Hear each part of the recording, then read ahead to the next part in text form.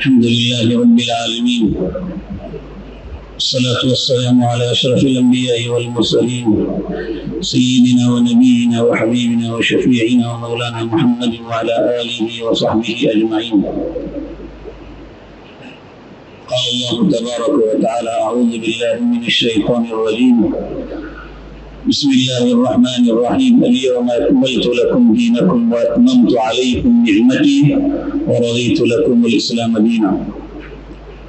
بزرگان محترم، بھائیوں اور دوستوں، سال کے افضل ترین ایام شروع ہو چکے ہیں. آج اس کا دوسرا دن ہے. اللہ تعالیٰ نے ان ایام کو اس قدر فضیلت اور فوقیت عطا فرمائی ہے کہ پورے سال بندہ جو عمل کرتا ہے اللہ تعالیٰ کے نزدیک بندے کا وہ عمل اتنا زیادہ پسندیدہ نہیں جتنا ان دنوں کا کیا جانے والا کوئی نیک عمل ہوتا ہے. آخر اللہ نے ان دنوں کے اندر کیا رکھا ہے یہ سمجھنے کی بات ہے کہ اللہ تعالیٰ کو ان 10 دنوں کے اندر کیا جانے والا عمل اس قدر پسند ہے، اتنا زیادہ محبوب ہے کہ سال بھر کے کیے ہوئے اعمال، سال بھر کسی دن کوئی عمل کرتا ہے، نیک عمل کرتا ہے، اللہ کو پسند ضرور ہے لیکن ان دنوں کا عمل سب سے زیادہ پسندیدہ ہے. یہ کہہ کر ہمیں اس بات کی طرف ترغیب دلائی جا رہی ہے کہ اللہ تعالیٰ ان دنوں کے اندر اپنے بندوں سے اپنی رضا اور خوشنودی کے عمل کروانا چاہ رہے ہیں، اطاعت و بندگی کے عمل کروانا چاہ رہے ہیں، اور نیک عمل میں ایک دوسرے سے سبقت کرنے کی طرف ترغیب دی جا رہی ہے. ظاہر سی بات ہے کہ رمضان المبارک کے اندر جہاں اللہ تعالیٰ نے ایک فریضہ مسلمانوں پر عائد کیا ہے روزوں کا، اس مہینے کے اندر اللہ تعالیٰ نے ایک اور فریضہ عائد کیا، وہ حج کا فریضہ ہے. ان لوگوں کے ذمے جن کو وہاں تک پہنچنے کی استطاعت و طاقت ہے، مالی اور جسمانی دونوں اعتبار سے. اگر جسمانی اعتبار سے طاقت نہیں ہے، مالی اعتبار سے طاقت ہے، تب بھی اس کے ذمے حج فرض کیا گیا. تو حج کا یہ تو حج اسلام کا اہم ترین رکن انہی ایام کے اندر ادا کیا جاتا ہے. اور دنیا بھر سے آنے والے حجاج کرام انہی دنوں کے اندر مینا کی وادی میں، عرفہ کے میدان میں، اور پھر واپس مزدلفہ اور مینا سے گزر کر کے حرم شریف کے اندر داخل ہوتے ہیں. بزرگوں اور بھائیوں، ان دنوں کے اندر اللہ تعالیٰ نے اتنی بڑی فضیلت رکھی ہے، ہمیں ان دنوں کے تعلق سے جاننے کی ضرورت ہے. جب یہ ایام شروع ہوتے تھے تو اللہ کے نبی صلی اللہ علیہ وسلم کی یہ تعلیم ہوتی تھی، فَأَكْثِرُوا فِيهَا، اس کے اندر تم کثرت سے اللہ کا ذکر کیا کرو، چلتے پھرتے زبان پر اللہ کا ذکر جاری ہو، لا الہ الا اللہ کی تسبیح جاری ہو، اللہ کی تکبیر کی کلمات جاری ہو. سیدنا ابو ہریرہ رضی اللہ عنہ اور سیدنا عبداللہ ابن عمر رضی اللہ عنہما اور دوسرے صحابہ کے متعلق آتا ہے کہ وہ ان دنوں میں بازار میں جاتے تھے، بلند آواز سے تکبیر کہتے تھے. ان کی آواز کو سن کر دوسرے لوگ بھی اللہ کی تکبیر کہنے لگ جاتے تھے، اللہ اکبر کہنے لگ جاتے تھے، لا الہ الا اللہ کہنے لگ جاتے تھے. تو ان دنوں کے اندر اللہ کی اللہ کا ذکر کثرت سے کرنا مقصود ہے.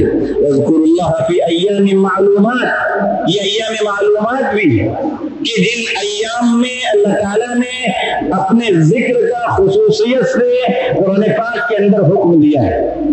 ان دنوں کو اس وقت ہم گزار رہے ہیں، یہ دن ہم پر سے گزر رہے ہیں، اور انہی دنوں کے اندر ہم اور آپ اچھی طرح سے جانتے ہیں کہ عرفہ کا دن ہے. 8واں دن جو ہوتا ہے اس کو یوم الترویہ کہتے ہیں. حجاج کرام کے تعلق سے حجاج اپنے حج کا آغاز کرتے ہیں مینا میں پہنچ کر کے. اس دن ان کو وہاں پر رکنا ہوتا ہے، اور 8واں دن گزر جانے کے بعد 9 ذی الحجہ جب اس کا آغاز ہوتا ہے، حجاج کو حکم ہے کہ وہ عرفہ کے میدان میں چلے جائیں. یوم عرفہ 9 ذی الحجہ کو کہتے ہیں. اور اس بات کو ہمیں سمجھنا چاہیے ہر آدمی کے لیے اپنے اپنے علاقے کی ہویت کا اعتبار ہوتا ہے. ان کے یہاں تاریخ کے اعتبار سے جو تاریخ ہوتی ہے اسی اعتبار سے فقہاء نے لکھا ہے یوم عرفہ 9ویں ذی الحجہ کو کہتے ہیں. اگر تاریخ میں آگے پیچھے ہو جاتا ہے, مثلا مکے کے لوگ ایک دن پہلے عرفہ کرتے ہیں تو وہ حج ادا کرنے کے لحاظ سے ان کے لیے یوم عرفہ ہے. عام لوگوں کے لیے اپنے علاقے کی رویت کے اعتبار سے 9 ذی الحجہ کا جو دن ہوتا ہے بڑا بابرکت دن ہوتا ہے. اس دن خصوصیت سے روزے کی فضیلت بیان کی گئی. اللہ کے حبیب سرکار دو عالم محمد رسول اللہ صلی اللہ علیہ وآلہ وسلم نے فرمایا مجھے اللہ سے قوی امید ہے کہ اللہ تعالیٰ اس ایک دن کے روزے کے بدلے 2 سال کے گناہوں کی بخشش کرے گا. کتنی بڑی عظمت والی بات ہے.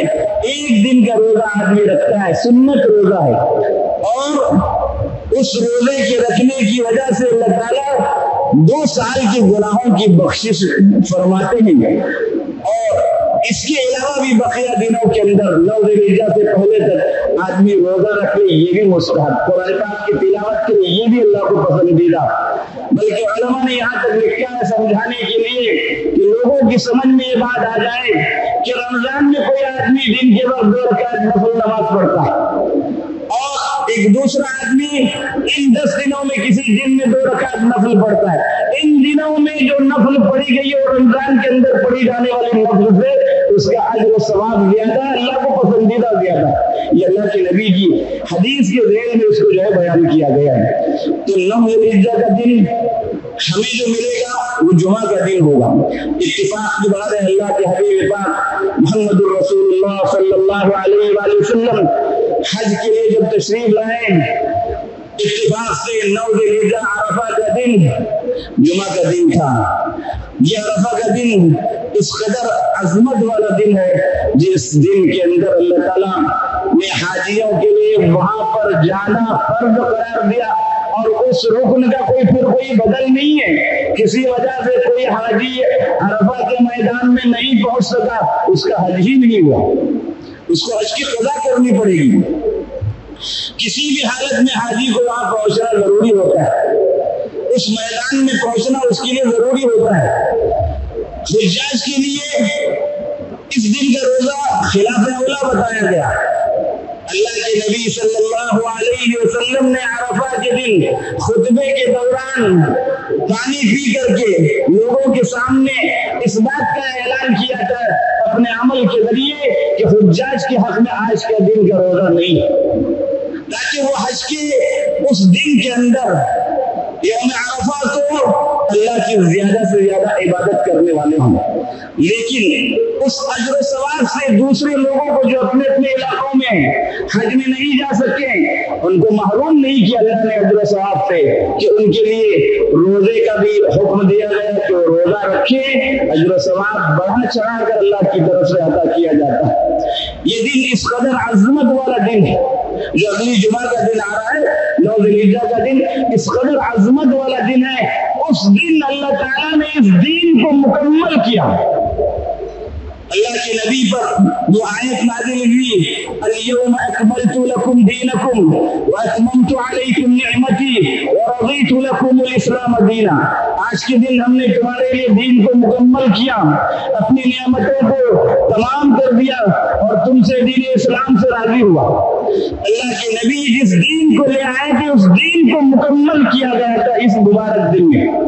اسی لیے ایک یہودی عالم نے حضرت عمر رضی اللہ عنہ سے جب کہا اے عمر تمہارے قرآن کے اندر ایک آیت ہے, اگر وہ ہم یہودیوں پر نازل ہوتی ہم اس دن کو اپنے لیے عید کا دن خوشی کا دن بنا لیتے.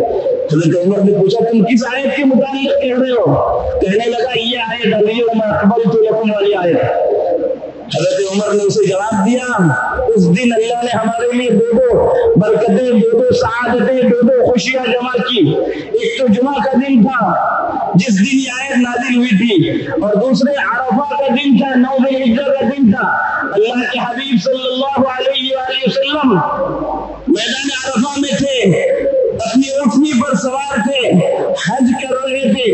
وقوف عرفہ جیسے عظیم ترین رکن کی ادائیگی مشغول تھے، اس وقت یہ آیت نازل ہوئی۔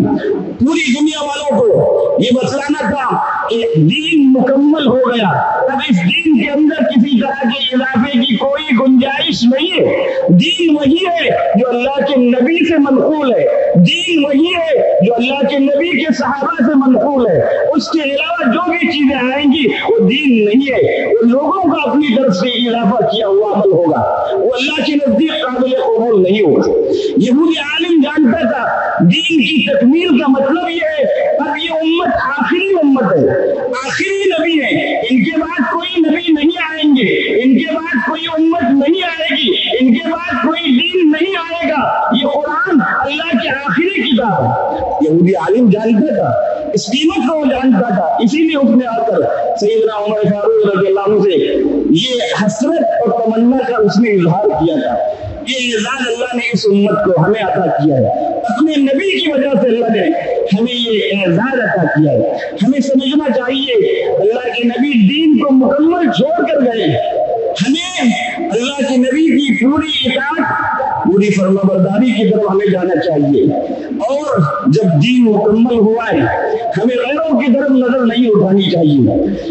شریعت سے ہٹ کر دنیا کی کسی چیز کے اندر کامیابی نہیں ہے۔ اگر کوئی آدمی اپنے لیے شریعت سے ہٹ کر کسی چیز کے اندر کامیابی سمجھتا ہے، اس کا ایمان مکمل نہیں ہوا ہے، اس کو اپنے ایمان کے محاسبے کی ضرورت ہے۔ ہر اعتبار سے دین مکمل ہے، عبادات کے لحاظ سے مکمل ہے، معاملات کے لحاظ سے مکمل ہے، اور معاشرت کے لحاظ سے مکمل ہے، اخلاق و کردار کے اعتبار سے دین مکمل ہے۔ سرکار دو عالم صلی اللہ علیہ وآلہ وسلم کی ذات اطہر پر جب یہ دین مکمل کیا گیا ہے، اللہ کے نبی کو اسوہ و نمونہ بنایا گیا ہے، ہمیں اللہ کے نبی کو اسوہ اور نمونہ بنا کر کے زندگی گزارنے کی ضرورت ہے۔